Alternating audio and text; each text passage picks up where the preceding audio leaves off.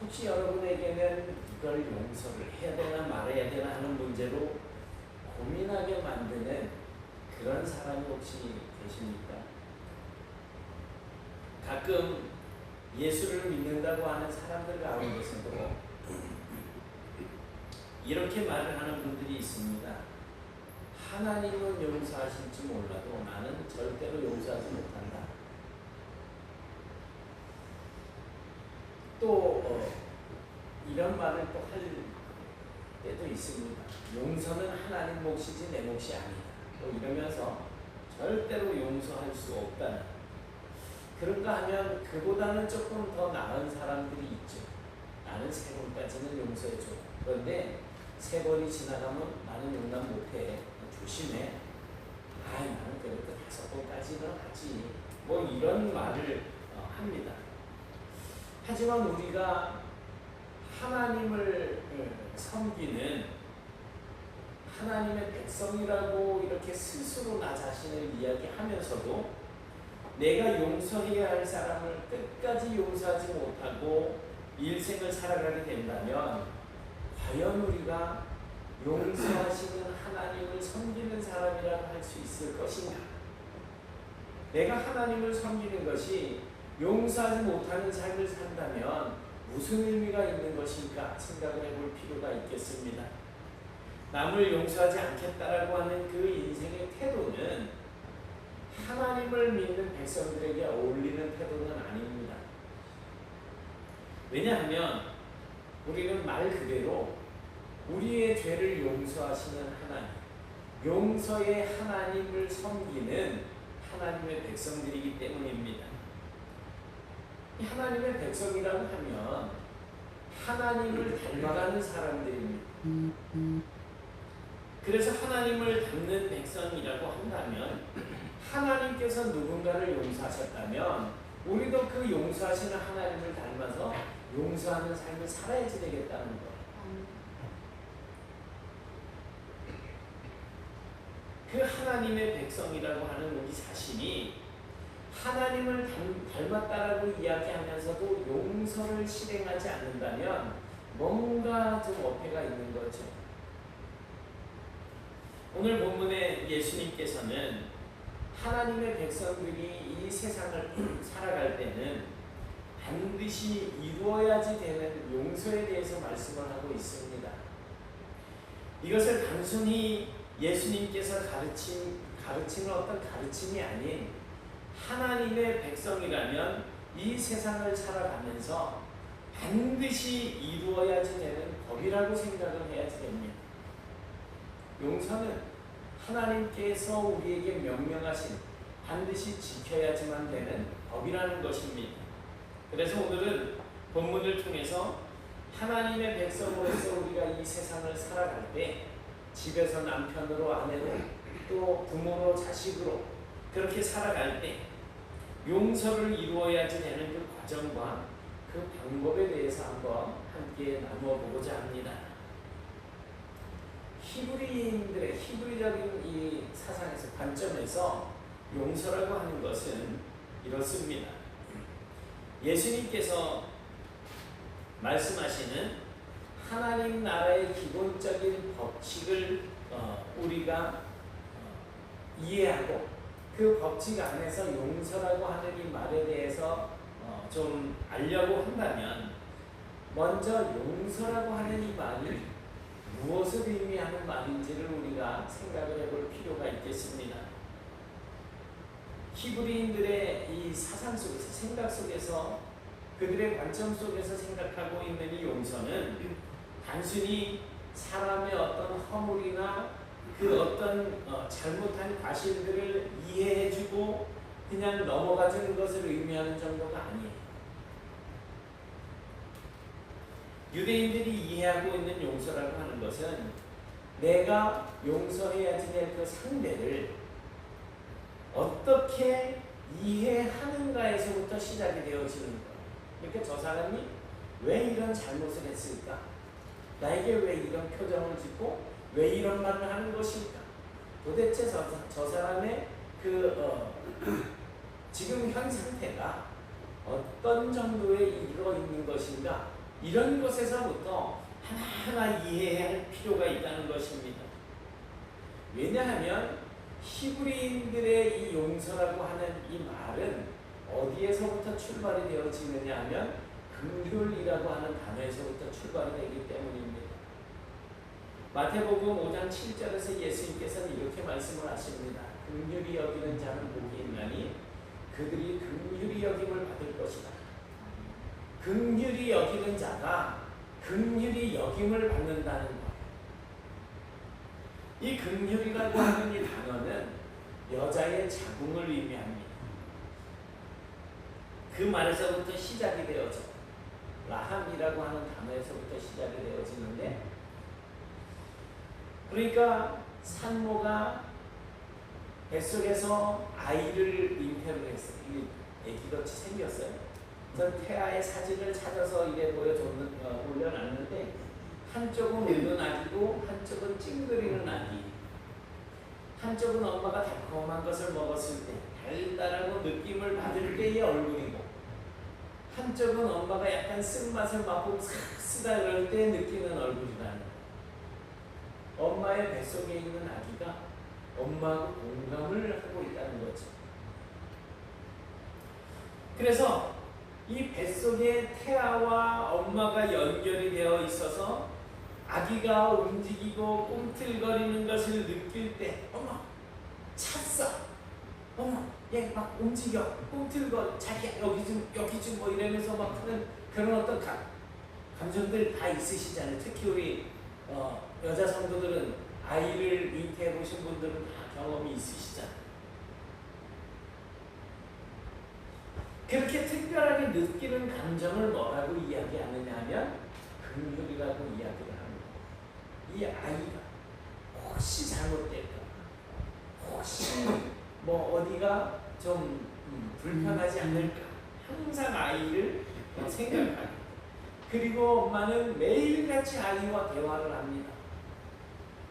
그 꿈틀거리고 발차기를 해도 아이고 이 녀석이 또 참내하고 그냥 막 떼찌떼찌 하는 것이 아니고, 이 아이가 건강하다고 기뻐하고 좋아하는 게 엄마잖아요. 그런 건강함을 느끼고 그 아이를 위해서 몸에 좋지 않다라고 생각되는 것들은 멀리하게 되죠. 그래서 좋은 생각만 하고 좋은 것만 보려고 하고 좋은 소리만 듣고 좋은 음식만 먹으려고 합니다. 왜 그럴까요? 왜? 내 뱃속에 있는 태아를 긍휼히 여기기 때문에, 이 아이가 잘못되면 안 되기 때문에. 그런데 이 긍휼이라고 하는 이 말에서부터 시작되어지는 단어가 뭐냐면 용서라는 거예요. 그러니까 용서의 근원은 긍휼이라는 것입니다. 유대인들은 누구든지 자기의 친구에게, 자기의 동료에게 긍휼을 보여주지 않는 사람은 하나님으로부터 아무것도 기대할 수 없다라고 하는 생각을 가지고 있습니다. 예수님께서 1만 달란트 빚진 자를 용서한 어떤 그 왕을 이야기하면서, 그 용서받은 사람이 자기의 친구를 만나서 너 나한테 100데나리온 빚진 거 갚어 라고 하는, 이러한 긍휼을 베풀지 못하는 사람을 다시 잡아들여서 평생 갚을 때까지 너 목에 받아 놓는 이러한 모습을 볼 수가 있잖아요. 그러니까 결국 히브리인들의 생각에 의하면, 그들의 관점에 의하면 누군가를 용서한다라고 하는 것은 마치 엄마가 자신의 뱃속에 있는 사랑스러운 아기를 향해서 느끼는 감정을, 내가 나에게 용서한 누군가를 용서해야 될 그 사람에 대해서도 그 감정을 느껴야 된다는 것입니다.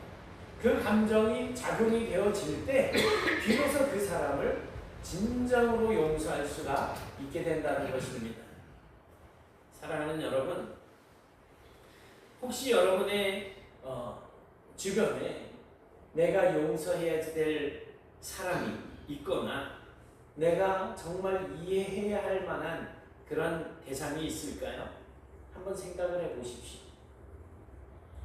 그리고 그 사람을 마치 엄마가 자기의 뱃속에 있는 그 아기에게 느끼는 감정으로 내가 그 사람에 대한 어떤 긍휼한 마음을 느끼고 용서하거나 이해하실 수 없는지 한번 깊이 한번 생각해 보십시오.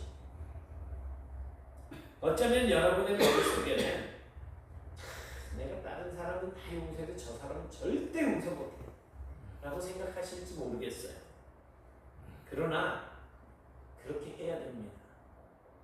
해가 지기 전에 풀어야지 된다 그러잖아요. 그런데 이건 해가 지기 전에가 아니고 수십 년 전까지 생각을 해가지고 원망하고 불평하고 막 하는 그런 모습들을 우리가 가지고 있지 않습니까? 그런데 우리가 살아왔던 그런 방식들은 하나님께서 우리에게 원하는 삶의 방식이 아닙니다. 오히려 긍휼히 여기고 용서하는 삶, 그것이 하나님의 사람이 이 세상을 살아가는 방식입니다. 사랑의 원자탄으로 알려져 있는 손양원 목사님, 1948년 10월에 일어난 여수 순천 반란 사건, 여순 사건이라고 이야기하는데, 그 사건에서 지금 그림에서 보듯이 2명의 아들이 총에 맞아서 죽습니다. 예수를 믿는다는 이유는 기독교를 이제 미워하는 반란군들에 의해서 이제 총에 맞아서 순교를 당합니다.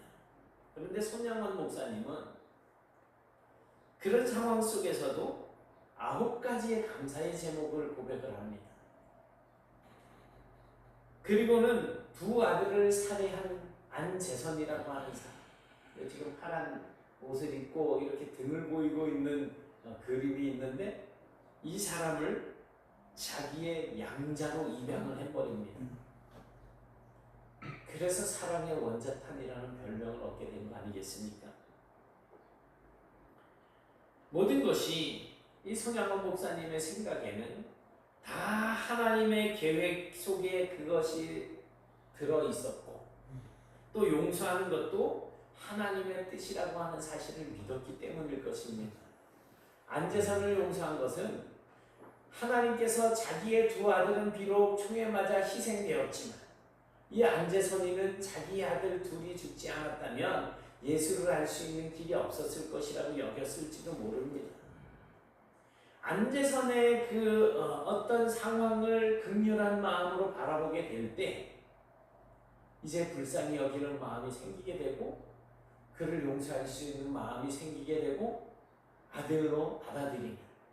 안재선에게 신학을 공부해서 목사가 되라고 했는데, 후문에 의하면 안재선은 신학 공부를 잘 했어요. 근데 자기는 목사가 되어서는 안 된다라고 여기고 아들을 이제 공부를 시켜서 목회자가 되어 있습니다. 여러분, 우리가 누군가를 용서해야지 되는 근본은 하나님께서 우리를 긍휼히 여기시고 아들을 내어주셨던 것처럼 우리도 역시 긍휼히 여기는 마음이 기본이 되어져야지 된다는 사실을 꼭 기억하시기 바랍니다. 그러면 어떻게 용서를 해야지 될까요? 몇 번이나, 몇 번까지? 저와 함께 누군가를 생각하신 아까 그분을 용서하는 그런 삶을 한번 살아보실까요? 여러분에게 잘못을 저지른 사람을 하나님께서 원하시는 방식으로 긍휼을 근거로 용서를 한다라고 결정을 하시기 바랍니다. 그런데 내가 용서한 그 사람이 똑같은 잘못을 내 앞에서 저지르고 용서했는데 또 똑같은 잘못을 저지르고 또 저지르고 또 저지른다면 여러분들은 과연 그 사람을 몇 번까지 용서할 수 있을까요? 내가 많이 참아서 3번은 할 수 있지만 너 3번 지나면 안 돼. 이제 더는 안 되겠다. 뭐 이런 어떤 생각을 가지지는 않겠습니까? 어떤 분은 정말 내가 베드로가 한 말처럼 7번까지는 용서를 하겠습니다라고 말을 할 수 있을지 모르겠어요. 사실 그렇게 말씀하시는 것도 대단합니다. 왜냐하면 한 번도 사실은 용서하기가 쉽지 않잖아요. 내 마음에 상처를 입히고 나에게 여러 가지 손해를 끼치고 여러 가지 모양으로 정말 못된 모습을 보이고 있는 저 사람, 그 사람을 용서한다는 것 자체가 쉽지 않은데 3번이든 7번이든 그를 용서할 수 있다라고 말을 한다면 정말 대단한 사람입니다. 보통은 이거는 처음이니까 내가 용서해 줄 거야. 그런데 다음에 또 이러면 가만두지 않을 거야. 라고 말하기가 쉽습니다. 그런데 주님께서는 이런 경우에 횟수에 제한을 두지 말고 무제한으로 계속해서 용서하라고 그렇게 말씀을 하고 계십니다. 왜 이러시는 걸까요? 그렇게 하는 것이 가능하겠습니까? 먼저 그 이유에 대해서 말씀을 드리자면 오늘 본문 말씀과 연결이 되어 있습니다. 오늘 읽은 말씀, 너희가 사람의 잘못을 용서하면 너희 하늘 아버지께서도 너희 잘못을 용서하시려니와 너희가 사람의 잘못을 용서하지 아니하면 너희 아버지께서도 너희 잘못을 용서하지 아니하시리라. 그러니까 우리가 10번이든 100번이든 용서를 하다가 멈추고 용서하지 않고 그를 저주하거나 심판을 내리려고 한다면 그때부터는 하나님의 용서가 우리에게서 끊어지게 된다는 사실을 생각을 해볼 필요가 있다는 것입니다. 만약 우리가 누군가를 용서하지 않는다면 하나님께서도 우리를 용서하지 않으시겠다라고 말씀을 하십니다. 그래서 이 논리대로 한다면 우리가 용서해야 할 그 사람을 3번까지, 5번까지, 7번까지라고 하면서 정작 우리를 위해서는 내가 지은 죄 횟수에 상관없이 하나님 나의 죄를 용서해 주십시오라고 기도를 할 수가 있겠느냐 하는 거예요. 마태복음 18장 21절 22절 말씀을 보니까 베드로가 바로 이 용서의 문제를 가지고 예수님께 질문을 했고 예수님께서는 7번뿐만 아니라 7번을 70번까지라도 용서하라고 이렇게 말씀을 하고 계십니다. 여러분, 하나님께서는 우리의 죄를 용서하시되 한 번만 혹은 몇 번까지만 이렇게 횟수에 제한을 두고 용서하시는 것이 아니고요. 우리가 하나님 앞에 범죄했을 때 나의 죄를 깨닫고 하나님 앞으로 돌아와서 회개할 때마다 무한 반복적으로 용서해 주신다는 것입니다. 언제든지 우리가 하나님께 용서를 구할 때 하나님께서는 우리의 죄를 용서해 주신다는 것입니다. 하나님은 그런 분이십니다. 그러므로 나는 하나님의 백성입니다라고 시인을 하고 고백을 하며 살아갈 때도 우리 역시 그런 하나님을 닮아서 우리에게 용서를 비는 사람을 그렇게 용서할 수 있어야지 된다는 것입니다.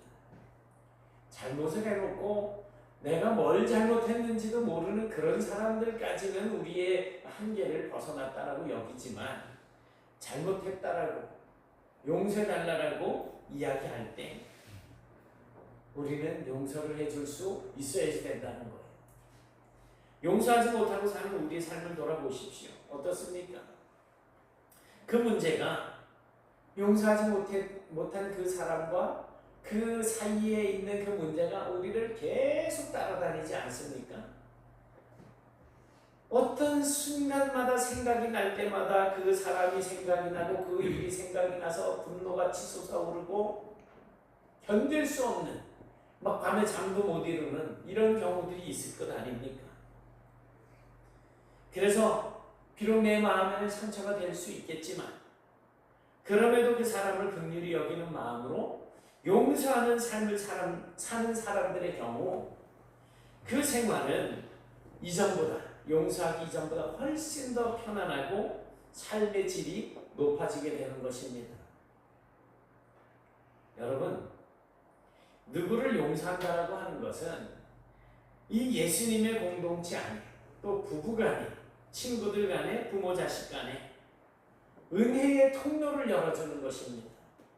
내가 하나님의 은혜를 받은 사람으로서 은혜 받은 사람의 모습을 보여주게 되면 저 사람들은 나의 모습을 보면서 하나님의 은혜를 생각하게 될 것이고, 저 사람은 도대체 나하고 사고방식이 달라. 어떻게 저런 삶을 살 수가 있지? 나도 저렇게 한번 살아보고 싶다. 라는 자리로 나아갈 수가 있게 된다면 우리의 용서하는 삶은 무엇보다 능력 있고 효과적인 삶이 되지 않겠습니까?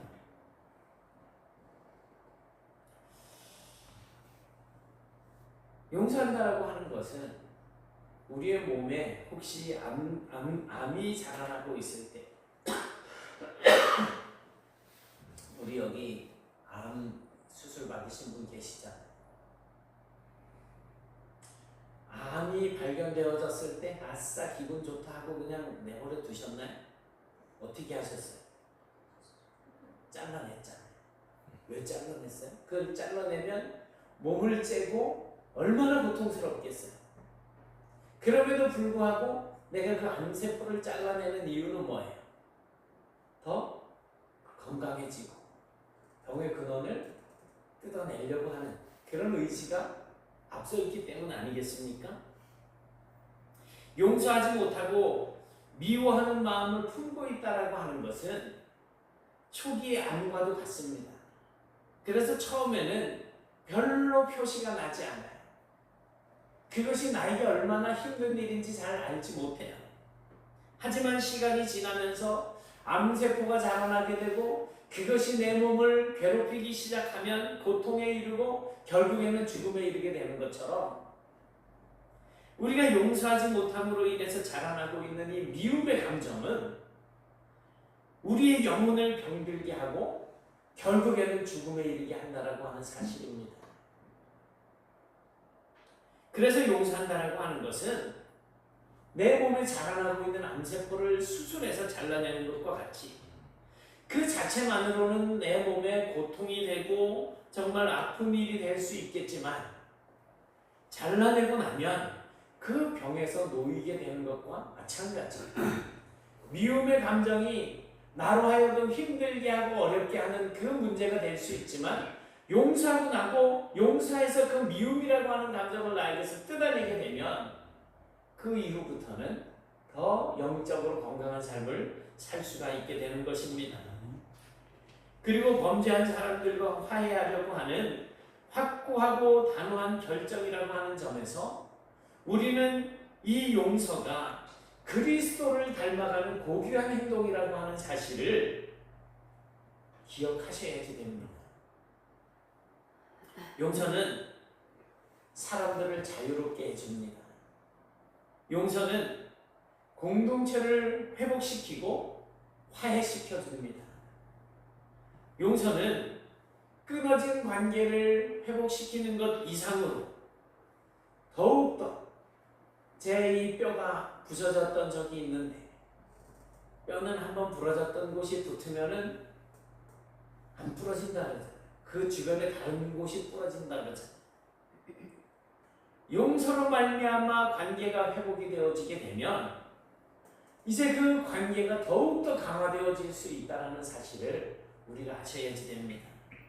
그러니 여러분 예수 그리스도를 모방해서라도 용서를 실행하는 삶을 살아보십시오.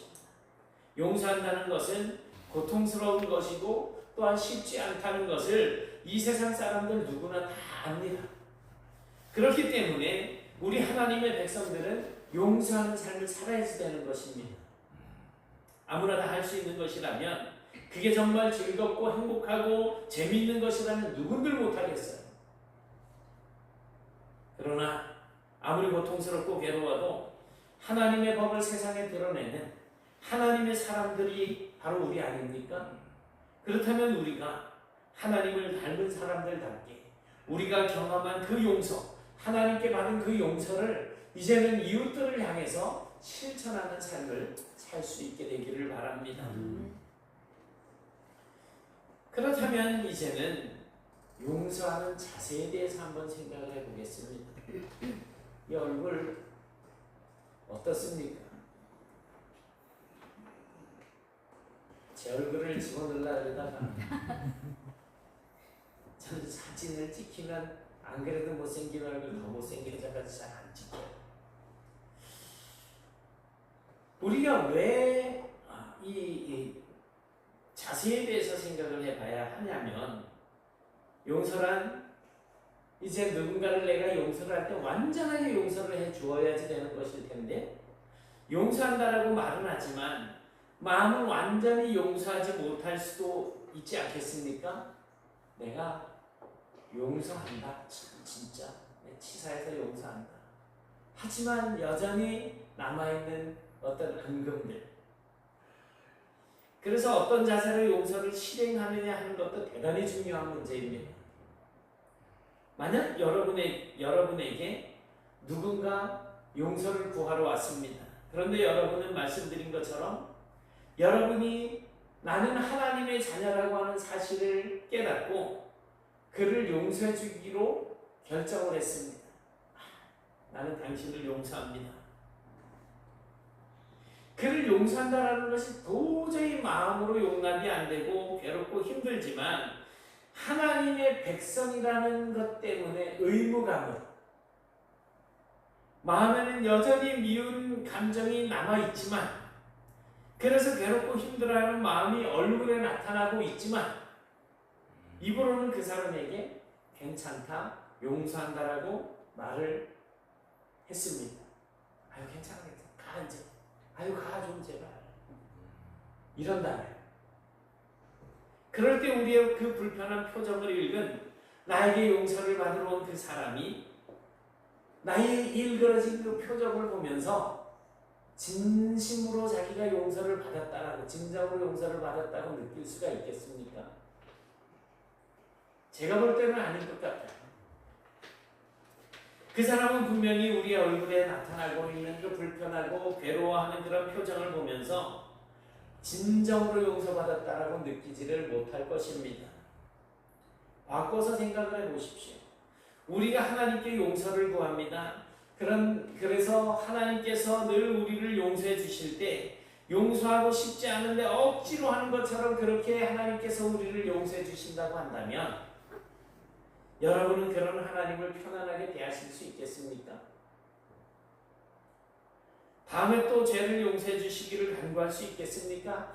이번에도 가면 그냥 마지못해서 용서해 주는 것 같은, 정말 내 자존심이 다 녹아버리는 그런 어떤 감정을 느끼게 된다면, 그래서 유대인들은 용서를 실행할 때의 자세로 타님 야콧이라고 하는 말을 씁니다. 타님 야콧. 방언을 한번 더 터뜨려봐야죠. 타님 야콧. 하님 야콧. 타님 야콧. 하님 야콧. 뭘 의미하는 말이에요? 웃는 얼굴, 아름다운 얼굴을 뜻하는 말이에요. 하나님께서는 저와 여러분이 하나님 앞으로 나아가서 우리의 죄를 자복하고 용서를 구할 때, 집 나간 탕자가 돌아왔을 때 아버지가 그 아들을 품에 안고 기뻐하고 뽀뽀를 하면서 가락지를 손에 끼워주고 살찐 송아지를 잡아가지고 잔치를 벌여준 것처럼 그렇게 웃는 얼굴로 우리의 죄를 용서해 주신다는 것입니다. 그래서 우리도 용서를 행하게 될 때에 그 사람에게 웃는 얼굴, 즐거운 얼굴로, 아름다운 얼굴로 용서를 실행하라는 것입니다. 그래야 우리로부터 용서를 받는 그 사람이 진정으로 용서를 받았다라고 느낄 수가 있게 될 것이기 때문에 그렇습니다. 여러분, 우리는 이 세상에서 살아가고 있는 하나님의 자녀들입니다. 하나님의 백성들이에요. 이 세상은 우리를 통해서 하나님을 볼 수 있게 될 것이고, 우리를 통해서 하나님이 어떤 분이신지를 알 수 있게 될 것입니다. 그러므로 우리는 세상에 하나님을 보여주기 위해서 하나님을 닮아야지 됩니다. 특히 다른 사람을 진정으로 용서하고 그 용서하는 것을 기뻐할 수 있는 그런 하나님 닮은 하나님의 자녀로서의 삶의 모습을 갖추며 살아가시기를 바랍니다. 그러니 이제부터는 여러분의 용서하는 삶을 통해서 우리를 용서하시는 하나님이 얼마나 기뻐하시고 즐거워하시는지, 그리고 내가 또 다른 사람들을 용서하는 삶을 통해서 그들이 하나님을 볼 수 있는, 하나님의 살아계심을 증명하며 살게 되는 이런 놀라운 은혜가 날마다 저와 여러분들의 삶 속에서 풍성하게 누려지게 되시기를 주님의 이름으로 축원합니다. 아멘.